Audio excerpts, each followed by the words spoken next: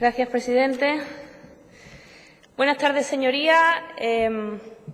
Una de las primeras cosas que llama la atención del informe, que agradecemos ampliamente, es un informe muy riguroso, profuso en propuestas. Creo que todos y todas nos sentimos interpelados e interpeladas en esta Cámara a utilizar las atribuciones que nos son concedidas como diputados y, por tanto, legisladores, y así lo vamos a hacer desde nuestro grupo político.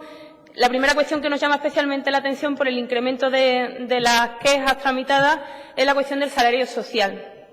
Programa de solidaridad con los andaluces para la erradicación de la marginación y la desigualdad en Andalucía. Un programa que el informe declara como claramente obsoleto y abiertamente ineficaz. Solamente hay que mirar los datos cuando observamos que en 2009 teníamos un 33,3% de las personas en riesgo de pobreza y de exclusión según el índice AROPE, y hoy estamos hablando del 42,3% en 2015. Si hablamos de desigualdad, observamos exactamente lo mismo. Se ha incrementado también la brecha respecto al resto de España, y hoy nos encontramos en una posición que nos sitúa como segunda comunidad en desigualdad. Si vemos familias que tienen muchas dificultades para llegar a fin de mes, en 2007 hablábamos de un 15,3%, ahora hablamos de un 23,4% de las familias andaluzas en esta situación. Por tanto, se puede decir claramente que los datos nos informan de que el programa de solidaridad para la erradicación de la marginación y para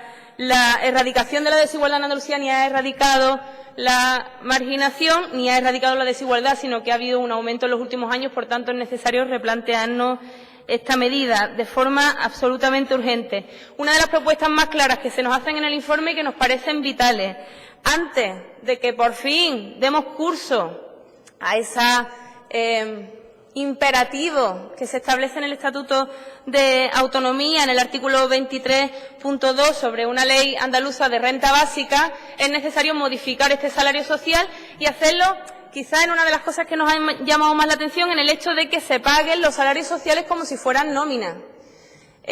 No que vayan a engrosar las cifras de funcionamiento de las delegaciones territoriales de cada provincia. Entendemos que no es de recibo que haya familias que estén en una situación de extrema necesidad y que tarden hasta un año en cobrar el salario social, mientras que, por ejemplo, nuestras señorías, sus señorías, todos y todas aquí cobremos puntualmente las dietas. No entendemos que eso tenga que ocurrir de esa manera y, por tanto, establecerlo exactamente igual que se hacen los salarios o las dietas de los diputados o los altos cargos, cualquiera que sea su función en la administración pública, nos parece absolutamente justificado. Es una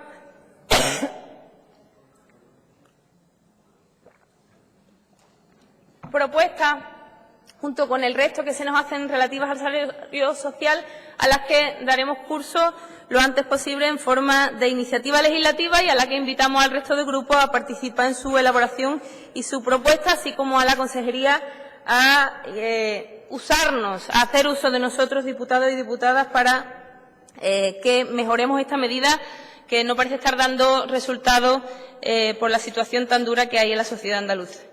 Pero no renunciamos a la renta básica. Desde luego no renunciamos a la participación. Se ha presentado una iniciativa legislativa popular con más de 40.000 firmas. Ha obtenido el bloqueo inmediato del Consejo de Gobierno. Sabemos lo que se siente cuando pasa eso. Y entendemos que hay que retomarlo. Y hay que retomarlo no solamente porque la sociedad civil nos lo demanda, no solamente porque hay más de 40.000 personas que han firmado por esta iniciativa y que es preciso que se debata sobre ella en esta Cámara, sino también porque este Parlamento se lo propuso como objetivo, constituyó un grupo de trabajo en febrero de 2014 y hasta que se convocaron nuevas elecciones, se adelantaron las elecciones y nunca nada más se supo de aquel grupo que tomó solo 2 decisiones: prorrogar 2 veces su trabajo sin presentar ningún informe a esta Cámara, o por lo menos nosotros no lo encontramos por absolutamente ninguna parte. Seamos serios con el tema de la renta. En una situación tan dura como la que vive Andalucía, la cuestión de la renta no es solamente una cuestión de solidaridad, no es solamente una cuestión de justicia social, sino es también una cuestión de eficiencia y de eficacia económica. Si cierran negocios, si cierran pequeños pequeñas y medianas empresas, en muchos casos es porque no tienen clientes.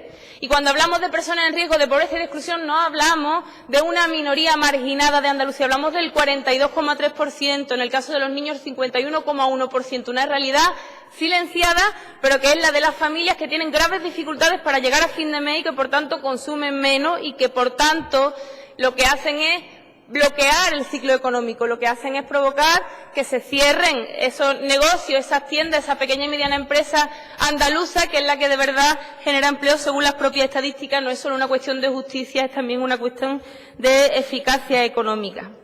Si hablamos de vivienda y de suministros básicos, se desarrolla ampliamente en el informe que se está incumpliendo por parte no solo de Andalucía, sino también de España, la normativa internacional en materia de derechos humanos y también nuestra propia normativa, nuestro propio marco legal, tanto en la Constitución como en el Estatuto, como consecuencia del último ciclo de crisis económica y de desahucio, y por un marco legal que permite una situación de empoderamiento de las entidades financieras que no cumplen la normativa internacional en materia de derechos humanos. Se habla de insuficiencia inversora, ineficacia en las iniciativas de promoción de vivienda pública, de prevalecencia del régimen de compra respecto del alquiler, disfunción en la gestión de las viviendas públicas, ineficacia en las labores de vigilancia, escasa entidad de los parámetros sociales en la adjudicación de las viviendas, la cuestión de las cláusulas abusivas y las cláusulas suelo.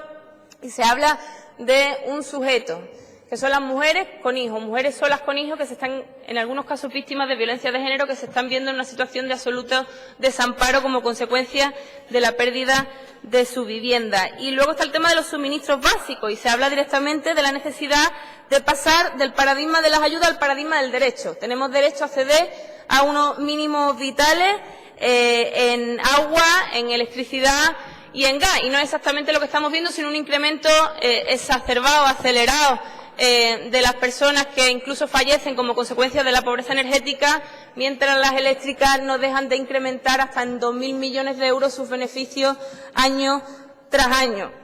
Se nos pide que tengamos nuevas iniciativas. El informe interpela a este Parlamento a presentar leyes, a debatirlas y a aprobarlas. Sin embargo, cuando hicimos el intento de presentar la Ley de Emergencia Habitacional y de Pobreza Energética, se dijo que no, que lo que estaba, que estaba todo correcto y que nosotros solamente veníamos aquí a hacer ruido.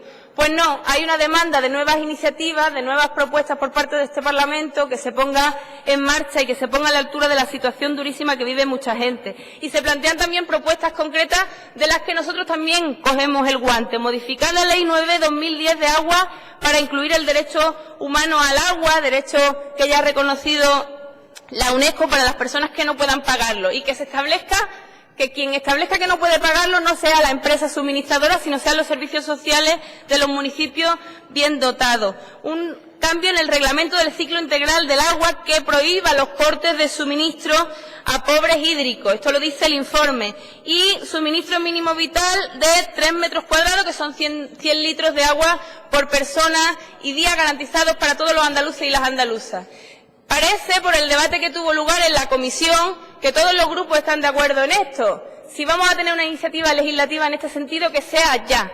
Yo no quiero seguir viendo cómo mujeres de mi barrio se ponen las gafas cada día para echar cuenta de cómo pagar las facturas de la luz y el agua. Si está en la mano de los 109 diputados y diputadas de esta Cámara hacerlo mañana, por favor empecemos a trabajar y presentemos esta iniciativa. Pero ojo, yo creo que los costos no deben correr con cargo al presupuesto, sino ya tenemos otra vez el debate de para el presupuesto que viene, para el otro, cuando haya dinero. No, pues a lo mejor los costos quien lo tiene que asumir son las empresas suministradoras que han ganado millones a lo largo de estos años de crisis mientras cortaban los suministros a la familia. Nos parece absolutamente razonable, empecemos a trabajar en ello a partir de mañana. Propuesta, se dice en el informe, a la Consejería de Presidencia de la Junta de Andalucía, señor Jiménez Barrio, que estaba hace un momento por aquí, a la FAN, a la Federación Andaluza de Municipios y Provincias, y a Endesa, para poner en marcha medidas contra la pobreza energética. Se dice que la Defensoría del Pueblo ha convocado a la FAN y a la Consejería de Presidencia, a la que ahora mismo no veo en este preciso instante, para hablar sobre pobreza energética, y lo que dice el informe es que después de 5 meses los únicos que han respondido son los de Endesa. Y el señor Jiménez Barrio no tiene un día para reunirse con el defensor.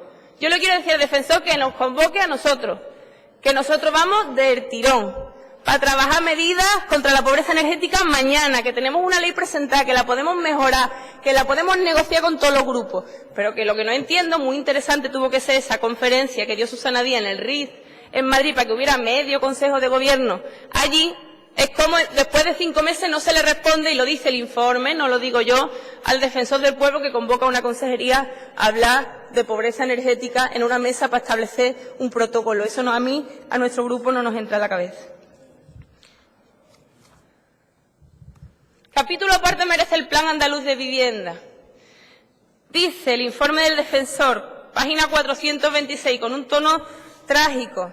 Tras 2 años de actuaciones por parte de esta Defensoría con un solo objetivo, conocer en qué momento se iba a aprobar el plan de vivienda, lo cierto es que nos encontramos en el punto inicial que motivó nuestra actuación. Ni siquiera sabemos cuándo saldrá, ni siquiera se sabe qué pasa con él. El 19 de noviembre del año pasado, en este pleno, yo le pregunté a la presidenta por medidas contra la exclusión social y ella respondió textualmente: puedo anunciarle que en el primer trimestre del próximo año se va a poner en marcha el Plan Andaluz de Vivienda y Rehabilitación, que va a poner 750 millones de euros en Andalucía para cumplir con un mandato constitucional que es ayudar a la vivienda digna de las personas.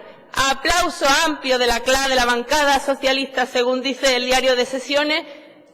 Primer trimestre de 2016 y estamos a 24 de mayo. Por favor, presenten el plan de vivienda, aunque sea porque estamos en elecciones. Aunque sea por eso, preséntenlo. Se lo ruego, se lo pido. Y añadió además Susana Díaz, que no se queda corta nunca en anuncios, en eso nunca escatima.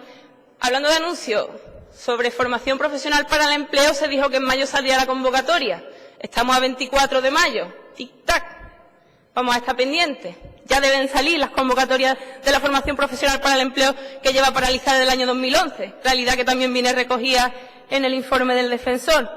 Dijo, podría poner 300 medidas más contra la exclusión como el plan de vivienda sobre la mesa que vamos a llevar adelante. Pues yo espero que las otras 299 hayan tenido mejor fin y mejor futuro que el plan andaluz de vivienda, por el amor de Dios, aunque sea porque empieza la campaña electoral. Sobre empleo, datos que conocemos. Incremento del empleo, descenso de los datos del desempleo a cambio de pérdida de todos los derechos laborales conocidos hasta ahora, a cambio de parcialidad, de temporalidad, de subcontratación, a cambio de disminución progresiva de los salarios mientras no deja de aumentar el coste de la vida. Y ante esa realidad la Administración tiene dificultades serias de financiar políticas activas de empleo. Yo reconozco esa dificultad. Había un recorte enorme por parte del Gobierno central en políticas activas de empleo que afectan especialmente a comunidades autónomas como la nuestra. Recortes gravísimos. En 2015 solamente el 36% de los fondos que se destinaron en 2011. Pero es que tampoco entendemos por qué se paralizó la formación profesional para el empleo en Andalucía, como relación directa con el fraude de los cursos de formación. Es que entendemos que es un tiempo que hemos perdido, es que no pedimos eso nunca, ningún grupo de la oposición pidió que se parara, que muerto el perro se acabara la rabia, es necesario reanudarla. 24 de mayo, tic-tac, quedan 6 días para cumplir con el último anuncio de Marra. Paralización de los consorcios de formación, también aparece en el informe. Impago de las nóminas de profesionales que dan a nuestros jóvenes y a nuestras personas que quieren cambiar de empleo una formación de muchísima calidad, que se han echado a la espalda sin cobrar sus nóminas, una formación de altísima calidad en un sector que entendemos que es estratégico en nuestra comunidad autónoma, como es el mármol en Almería, como es la hostelería, como es la actividad de tiempo libre en la provincia de Huelva.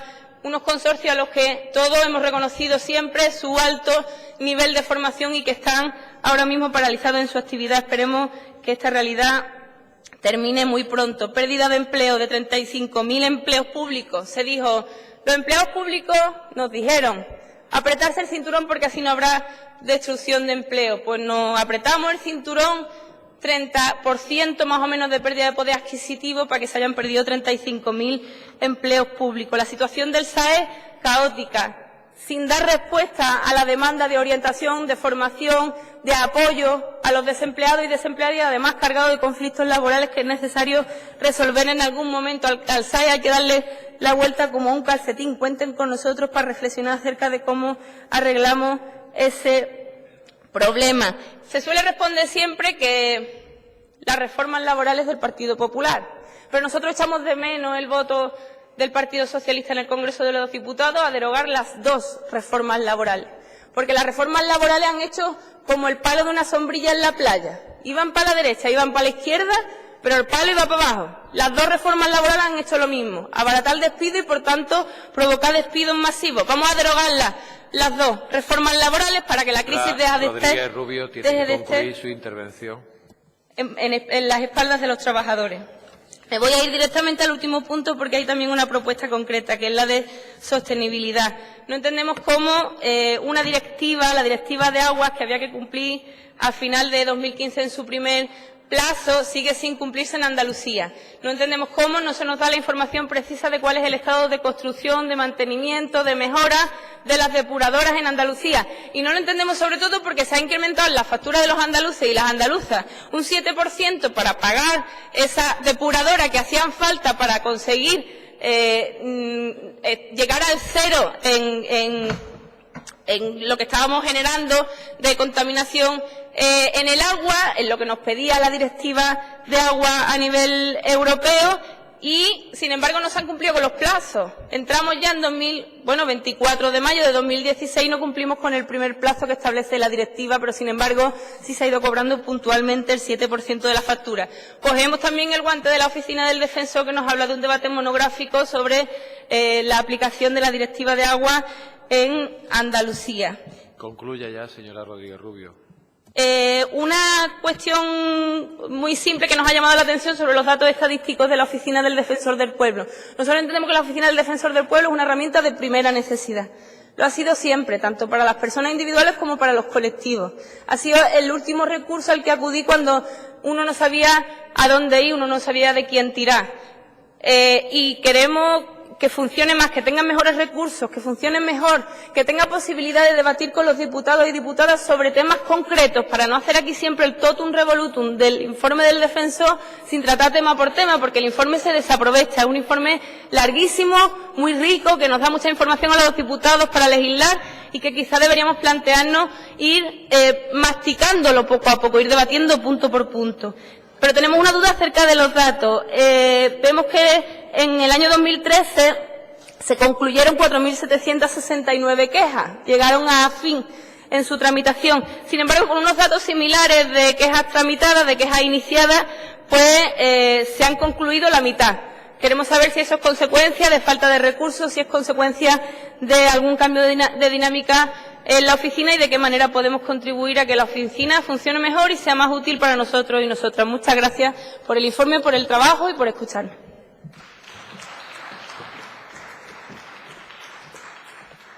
Turno ahora para el Grupo Parlamentario Popular y en su nombre tiene la palabra la señora Espinosa.